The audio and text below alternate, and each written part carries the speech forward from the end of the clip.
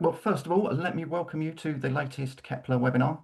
Today, we're going to be talking about the aftermath of the Iran-Israel conflict, looking at the current ceasefire and how that's affecting our view for what's going to happen to the crude markets. So I'm Jonathan Leach, I'm Director of Commodity Research, and I'm very pleased to be joined by Homayoun, Naveen and Virgil today. Homayoun and Naveen are going to take it in turns. They're going to go through what's going on with the crude markets and talk to you about, what we're showing in our research.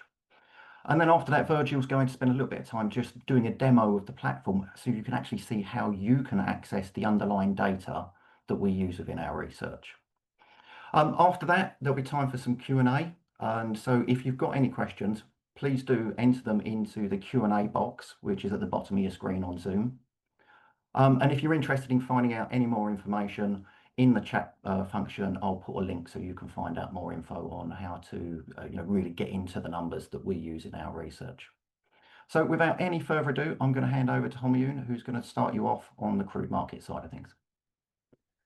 Great, thanks, John. So hi everyone, pleased to be with you today. So indeed, let's go through some of the slides that we have here in charts.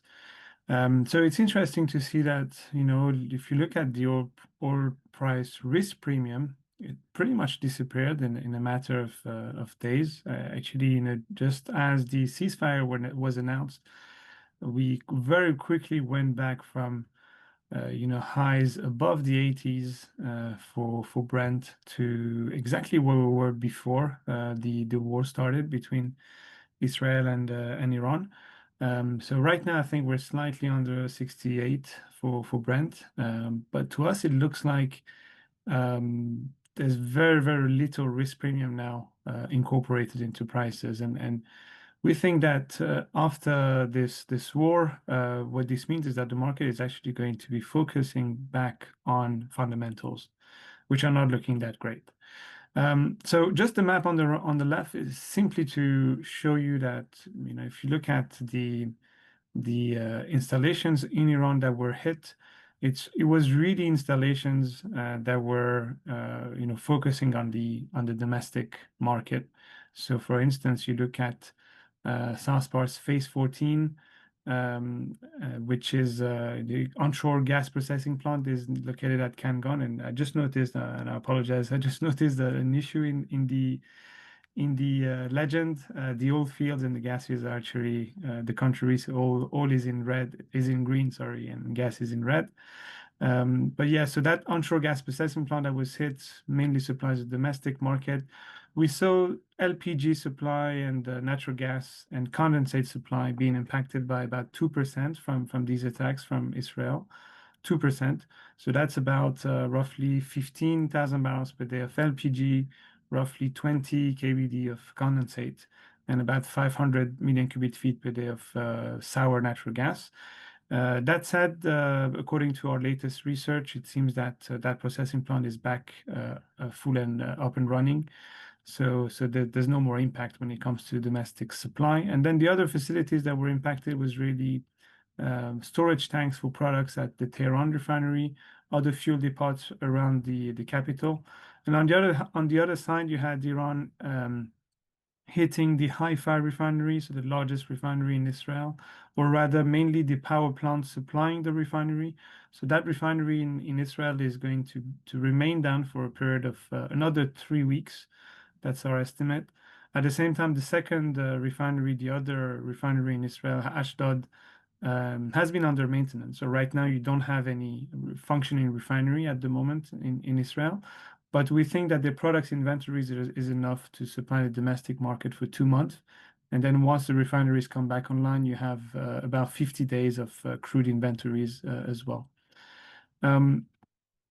So most of the risk premium has been taken out of the market. And that's also a reflection of what we have seen in the physical market. So here on the left chart, you can see the volumes of exports, loadings, taking place on crude and condensate carriers. And you can see the 10-day moving average in yellow. You see that 10-day moving average typically tends to stay around 15 million barrels per day.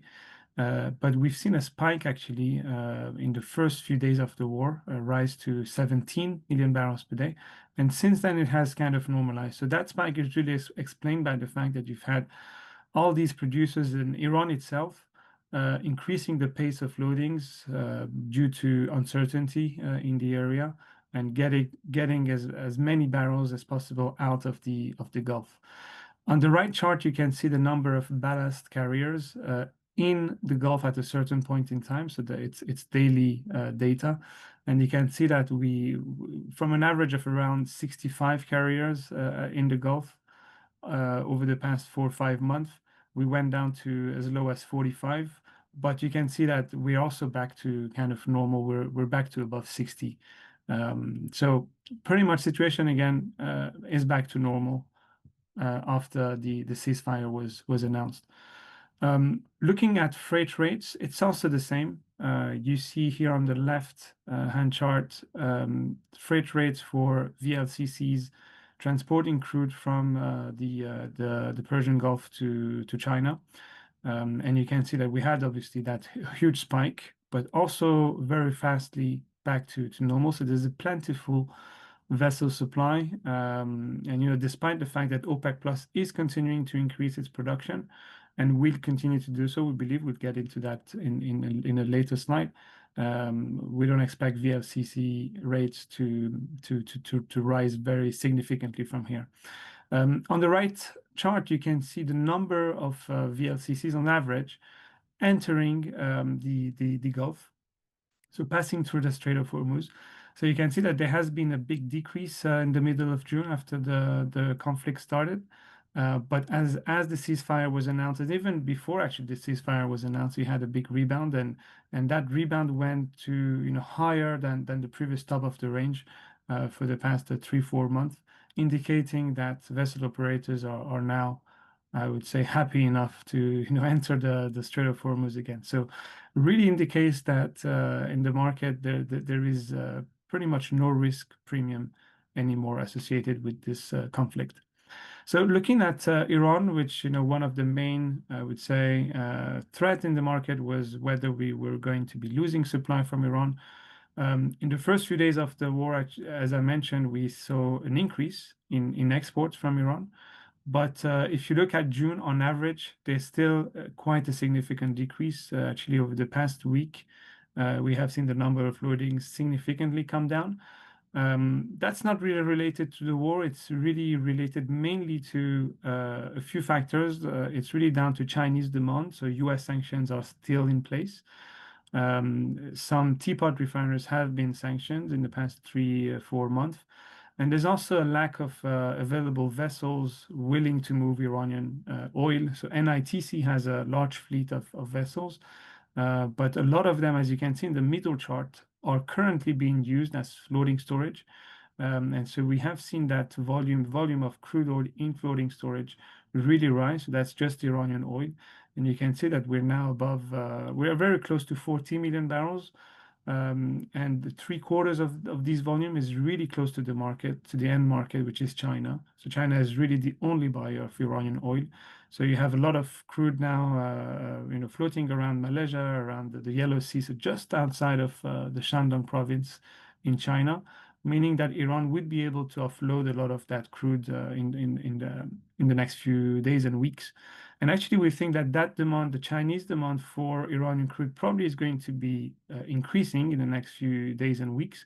Part of the reason is because the lower price. You can see on the right, we've compared the delivered price of Iran Light in orange compared to some of the competition from the west of Suez mainly. But also, if you look at competition from the Middle East, like Basra Medium or Upper Zakum, going to Shandong, it's also at least about $5 per barrel more expensive than Iran Light.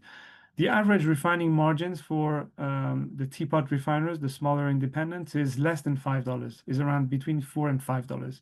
So you can see how important Iranian crude is for these smaller refineries. So we think in the short term, because of that price decrease and the high availability of cargoes just outside of China, we should see an increase in the volumes of Iranian oil reaching China.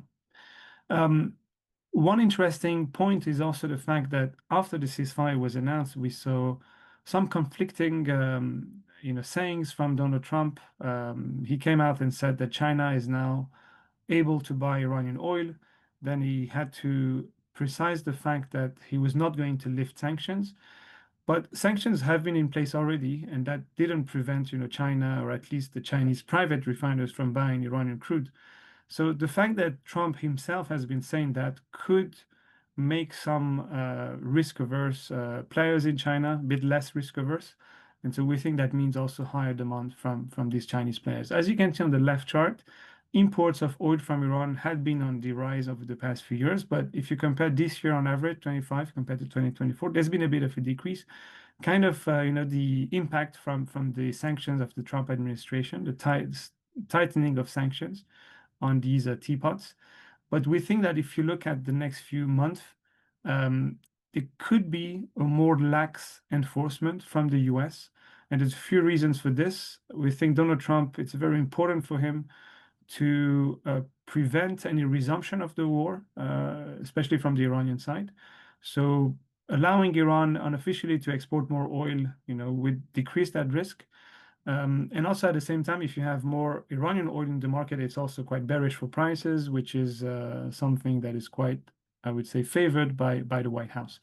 So we made a calculation, and we think that that could mean another 370 kbd of more Iranian oil in the Chinese market over the next few months.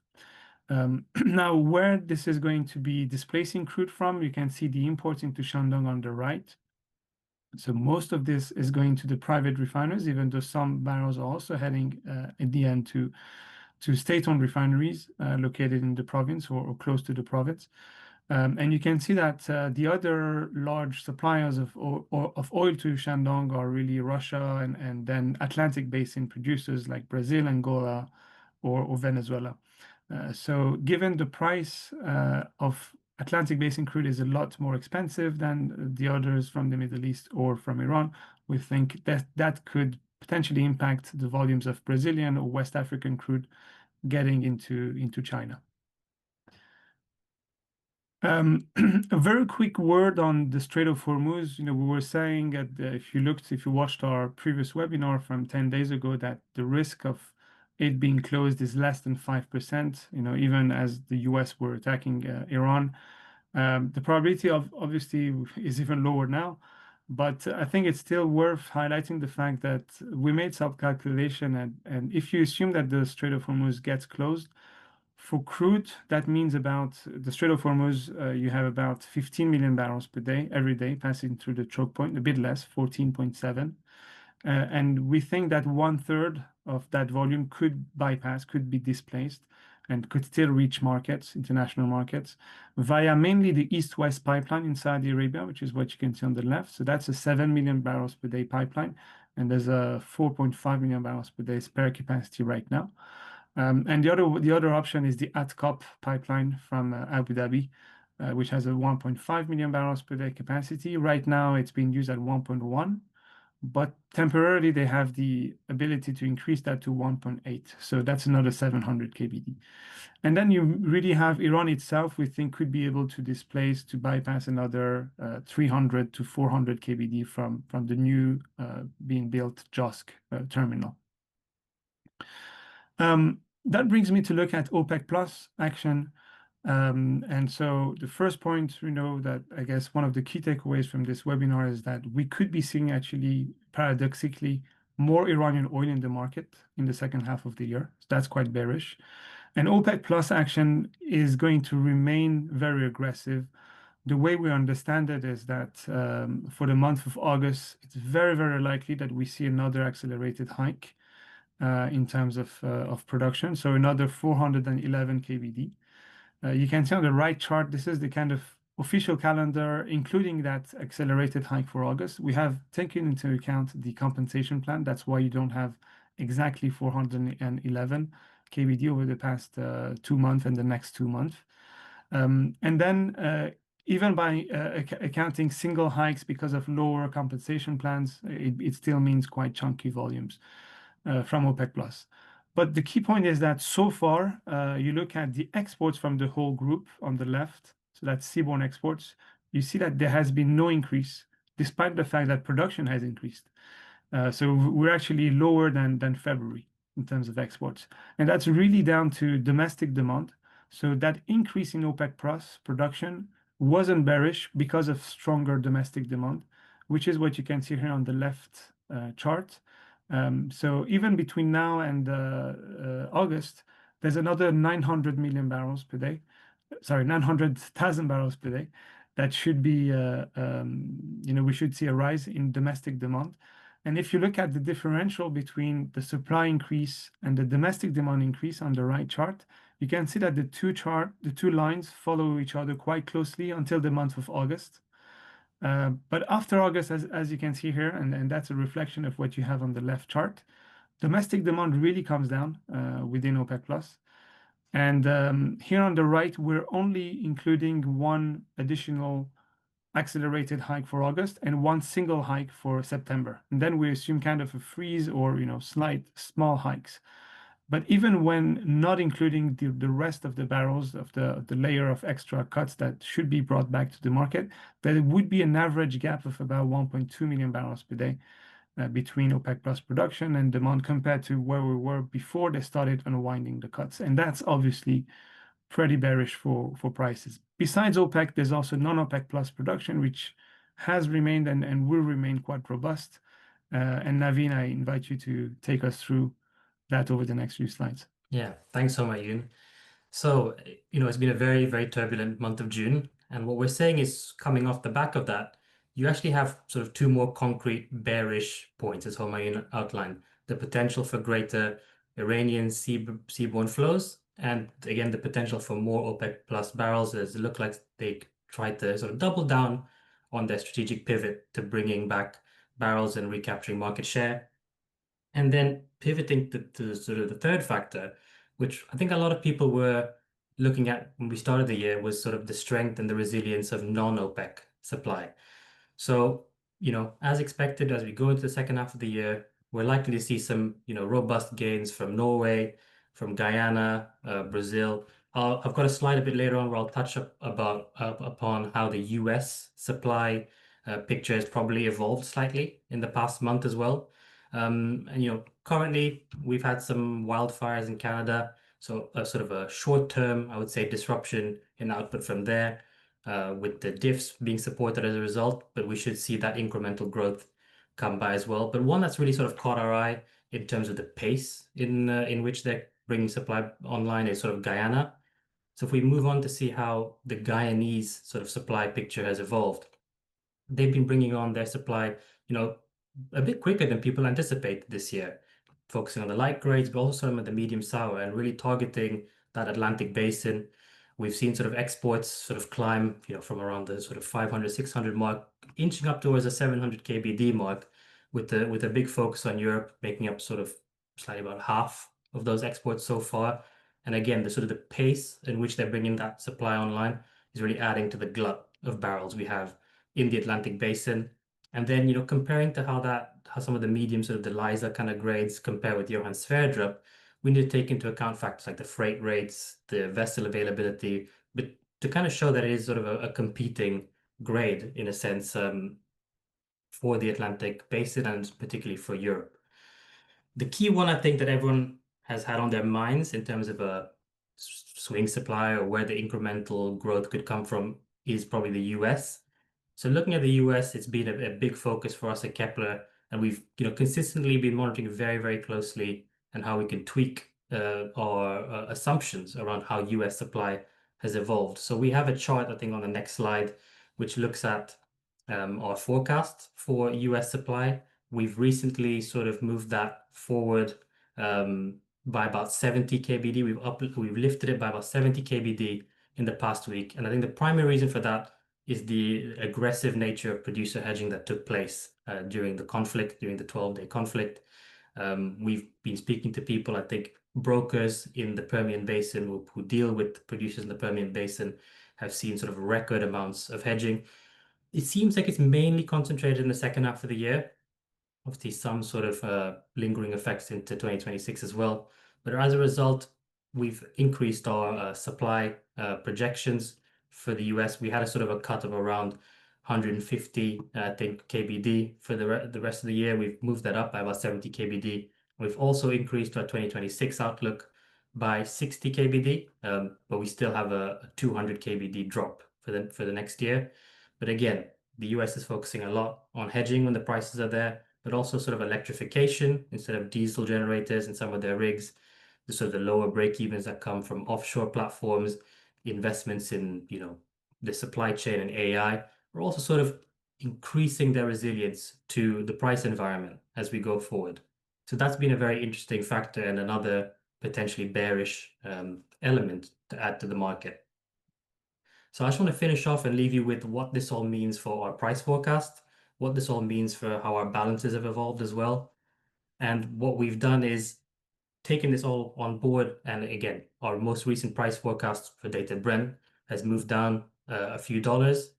And what this then also means is as the oil market always is a constantly evolving picture. So as we move into the third quarter, fourth quarter into 2026, and we see the potential for more Iranian barrels, more OPEC barrels, resilient US and non-OPEC supply, where do the cracks start appearing in the market? Potentially in some of the other OPEC plus members at lower price points, Iraq, Russia. So it's a very rapidly evolving picture for the second half of the year. And, the underpinning fundamentals of that is the sort of the high level of surplus we're seeing going into Q4. Our balance is showing sort of an over 3 million barrel crude and condensate surplus going into October. So, coming out of this very turbulent month of June, primarily some additional bearish factors for the market to sort of digest, with the sort of more bullish factors, such as the threat of the conflict of escalating again and rearing its head, being slightly more secondary, I would say, for now, but with the sort of the primary focus being this potential for additional supply. So with that, I'll pass it back over to John. Thank you. Thanks very much, Naveen, and thank you also, Homi. Look, that's fascinating. Thank you very much for that, gents. Now, before I hand over to Virgil, just going to remind everyone, if you've got any questions, please put them in the Q&A section. It's the little box down at the bottom, and we'll do our best to get around to answering them.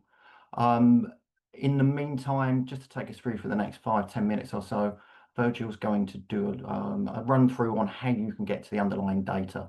And remember, if what we're showing here is something that you're interested in and want to access, I put a link into the chat where you can request a demo. Now, Virgil, over to you, sir.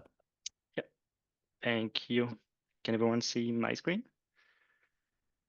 Yeah, that's coming through now. Yeah, perfect. Thank you. Nice to meet you, everyone. Great presentation always, Naveen and Omayun. So yeah, my name is Virgil. I'm customer success at Kepler. So you've seen a lot of chart in all the presentation at Kepler. And for today, I would like to show you how you can find this information in your Kepler terminal. So here, what I'm presenting you first is a dashboard to centralize information for the Iranian situation. So the first function that I really want to show you here today is the live map of Kepler. So at Kepler, we're tracking like vessel activities. And the thing with the vessel activities is that you have like dozens of vessels in the live map when you're selecting in Kepler. So the good thing with Kepler is that you can actually select specific filters. So as we're speaking about the Iranian situation here, let's pick an example where you want to have like Iranian export of crude oil. So here, what you can do on the left, it's actually select a specific country. So here, if I select Iran, what will appear in the live map is that the live map will be automatically zooming into Iran country. And when I add a destination, I will have now a live map that is only reflecting Iranian export of commodities. Here I mentioned commodities because we're tracking other commodities at Kepler as well, dry, LNG, liquid, you name it. So here the idea is that we want to focus also on a specific crude oil. So you can actually pile up search. So here I can add another search criteria on a specific product. And because we were most of the time mentioning the crude oil today, we can actually select crude oil in the live map. So now when I do that, I will have a live map that is only focusing at that specific flows of Iranian export for crude oil. So here, what we want to do also with the Kepler terminal is really to improve your workflow with the efficiency, avoid doing like tasks over and over. So what you can do, you can easily set up a dashboard that will allow you to centralize and monitor information, as I showed you in the beginning. So here, I can create a new dashboard. I can name it Iran crude. and save it.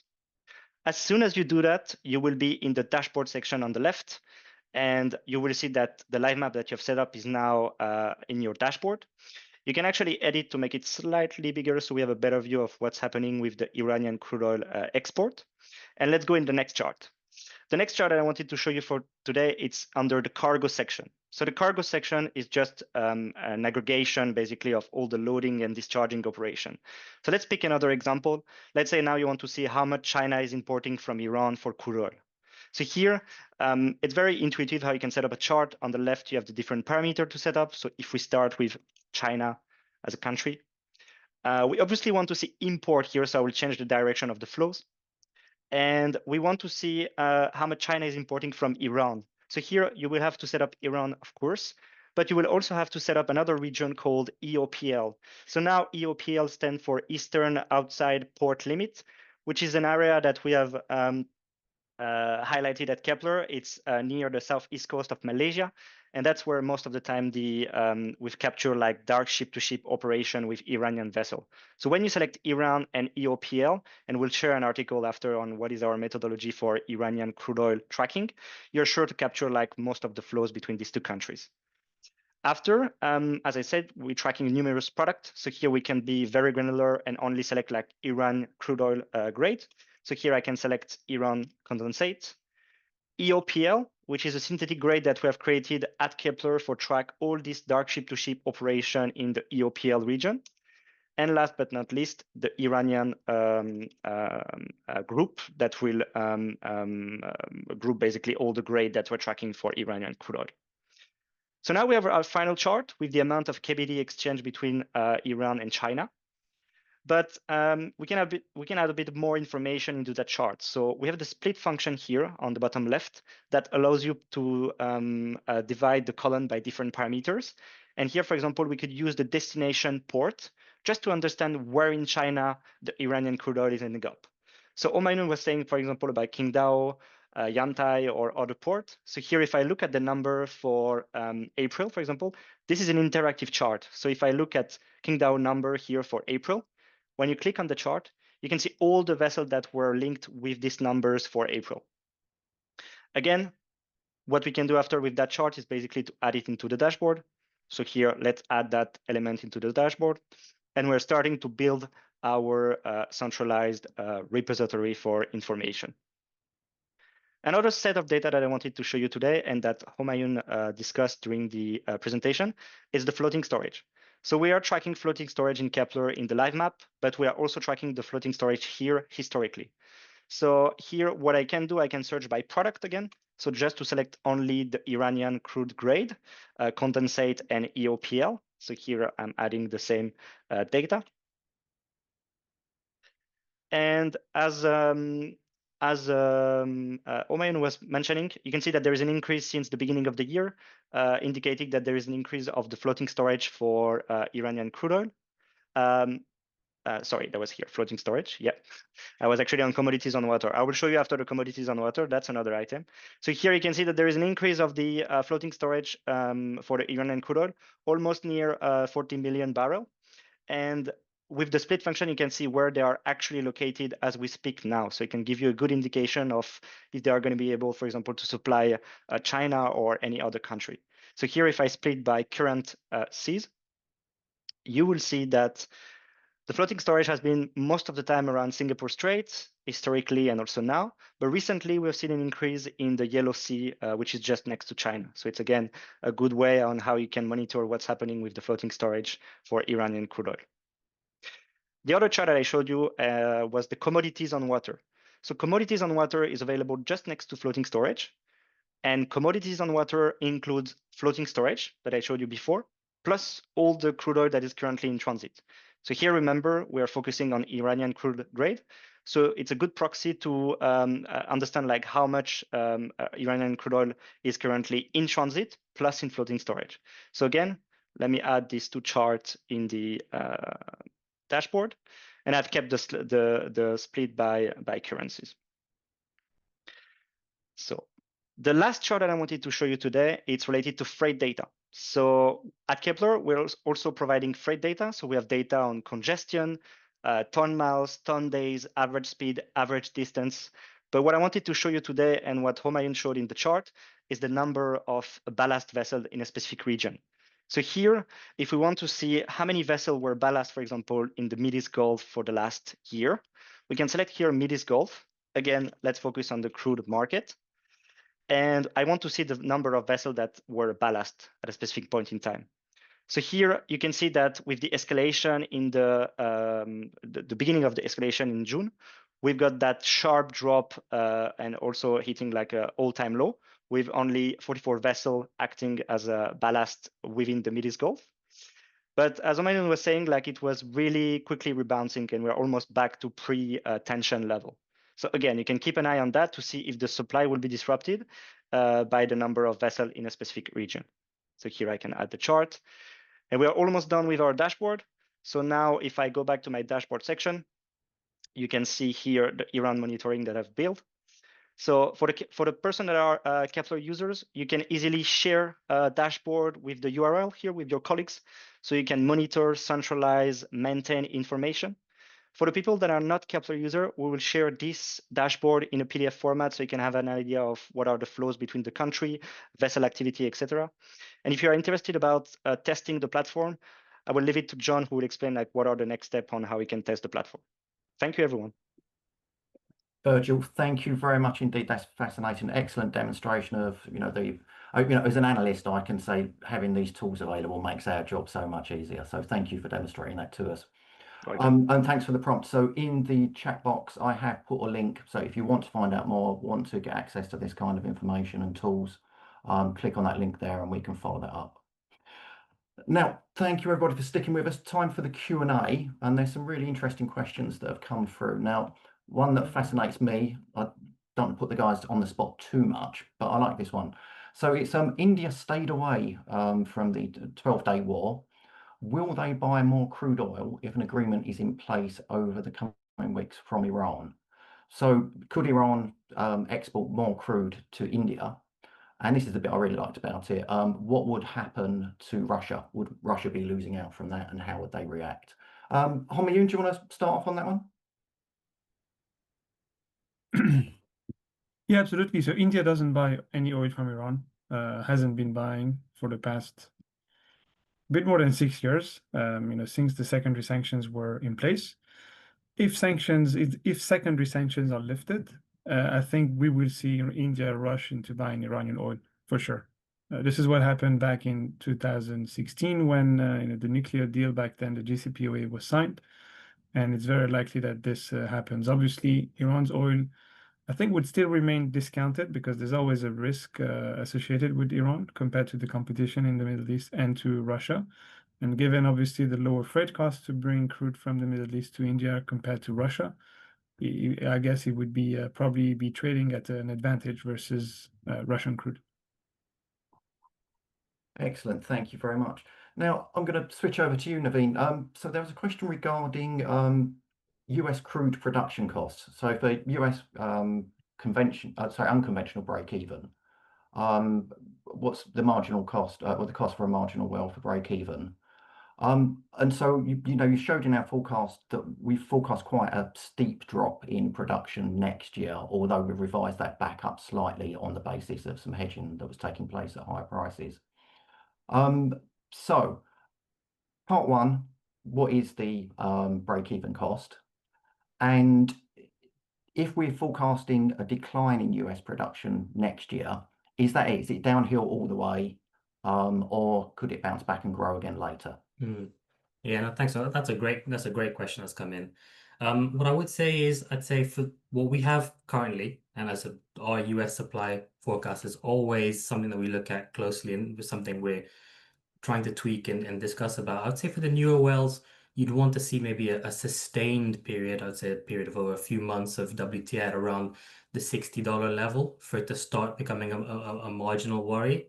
Nonetheless, I would say, and I guess this kind of links to the second part as well, we have to take into account the progresses in technology that are always happening, for US supply, and how that sort of breaks down incremental break-even costs. So, the pace in which that takes place obviously then drops that sort of sustained WTI level that is required for it to be a marginal drop-off. And I'd say for, looking ahead, can you sort of fight the natural declines? Are we sort of doomed to have a US supply coming down?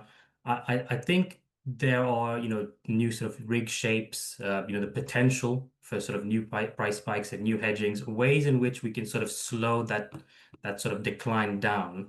And I would say that, the US in the past few years has been surprisingly robust. And I think at times when people have, thought that, the end is coming and there's no way that they can sort of recover, they've surprised us to the upside. So I would always be a bit wary of thinking that there is a downward slope that you can't correct. I think even if there are declines, we might see a situation whereby even at a lower price point, if the WTI sort of drops below 60 for a sustained period of time, where you might get these surprises to the upside in supply for reasons like, the technology improvements, the way in which the rigs are constructed. And I think it's also good to keep in mind that in a lower inflation, environment, if we're going that way globally, but if we're going that way on, especially on crude and product prices, that your supply chain costs as well in the US sort of become, a little bit less, and that all sort of helps in terms of the break-evens for the US producers. Excellent. Thanks, Naveen. Now, there's a question, and I'm going to add a little bit my own to it, so I apologise if I'm making it even more difficult than it needs to be. But it was how much demand growth can come from inventory rebuild? Do you think inventory levels need to be higher or lower than in the past? So I think what I'll do is, Naveen, if I could start off with you, what's been happening with the forward curve? Obviously risk on, risk off, a rush to get crude supplies, and then we got too much crude. How's that been affecting the forward curve so far? And then Homi, and I'll pass it over to you to say, do you think stocks are at ample levels, or are they going to build in future on the back of this? Yeah, again, a very interesting question. I would say, everyone was sort of looking very curiously, earlier this year, the smile shape that you'd have in the futures curves. Now we've got to a level now where you've got this more consistent backwardation coming, throughout. Part of it is maybe looking ahead in terms of, what is the actual real OPEC plus spare capacity that we actually have? Are we looking at spare capacity that's a bit lower? And I think that's probably affected the back of the curve to maintain some of the backwardation there. I would say, looking at inventory levels, I think a key metric to look at, because you've got, increasing biofuel mandates, compared to sort of, pre-COVID, we're in a higher interest rate environment as well. So the cost of capital required to keep stocks is higher. I would say looking at the demand days cover is a good metric to see, how much inventory do you actually need for the consumption that there is. But I would say the way in which the futures curves are pricing now is, near the front. There's still a little bit of geopolitical risk, as Homayan is saying, and, a more conventional backwardation shape to show that there are sort of pockets of support, throughout the curve from an S&D point of view, to maintain that shape. Yeah, great. Thanks, Naveen. So, Homi, then, so do we need to build up more stocks? Our inventory is going to grow. Is it the consuming countries like China that need to have more local crude because they've been scared about the potential closure of Strait of Hormuz? And if so, what would it mean for demand? I think we're likely to build in the second half of the year into first half of 2026, simply because you look at the supply and demand picture, it's overwhelmingly long with the next few months. We already have a very high level of inventories in China. We've actually recently reached a new all-time high, above 1.1 billion barrels. You could even think in terms of conspiracy theory and say that maybe the Chinese knew something was coming. You also look at prices of gold, right? Gold is making new highs, on a regular basis. So in China, we're quite high, and I think we're likely to not build much more from here, but we could see lower demand from those operators if prices stay where they are. But if prices decrease, as we expect that they will be in the second half and into beginning of 2026, there's still the opportunity to continue to fill some of those inventories, not just in China, but also elsewhere. For example, I think Trump yesterday or 2 days ago came out and said that if prices drop to satisfactory level, he'd be looking to refilling the SPRs. I mean, the SPRs right now are at around 400 million barrels in the US. You compare that with the period before Russia-Ukraine war, it was almost double that. So it's a lot of volumes that could get filled. And I think that at the end of the day, that's also what will be preventing prices from crashing a lot further, because looking at the supply and demand picture, we could easily be heading under $50 per barrel. But based on all these factors and the fact that you still should see supported demand from especially the states, for the strategic petroleum reserves, then I think that means that $50 per barrel is probably the key level that we're watching. That is quite a perfect level for both. Not perfect level for producers, but high enough, relatively high enough, and good level for consumers to fill those storage tanks as well. Thanks. And it's great because you answered a couple of other people's questions during that as well. So that's very efficient. Now, one that might just put you on the spot. Have we got a view on Syria? With the USA lifting sanctions, could Syrian crude supply be coming back onto the market? Would that be bearish, or is it still a long way off? I think it's still a long way off. We see production at slightly under 100 kbd in Syria. You compare that with I would say pre-war situation, so pre-2011, and Syria was producing around 400 kbd. That said, most of the production has been under the operatorship more or less directly of the US, because it's been in the Kurdish areas in the northeast of the country. So I think we could be in a situation where we see a slight rise in production from this area.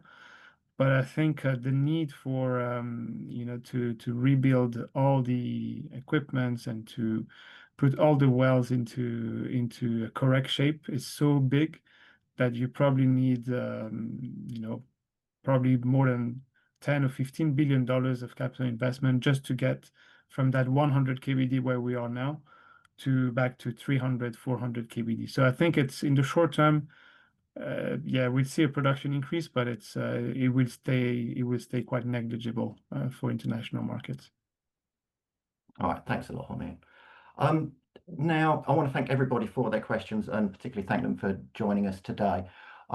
There's a few that have come through that are more towards geopolitics and macroeconomics, and they'll be perfect for Reed Ianson or Amanda Baker to address on a separate webinar. So I don't think we'll try and answer them on this one. We'll try and do a separate webinar to go through those points. So, my apologies for not answering them now, but it's given us some great content that we can produce for you in the near future.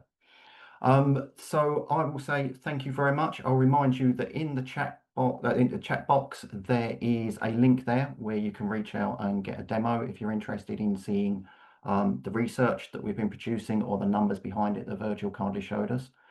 For those questions that we didn't answer and relevant, we'll try and reach out to you by email. But if you sent them anonymously, obviously we can't do that. So please feel free to contact us on insight@kepler.com. So I'll just say thank you very much to our speakers. I really enjoyed it. I hope you did too, and we look forward to seeing you again soon. Thank you very much.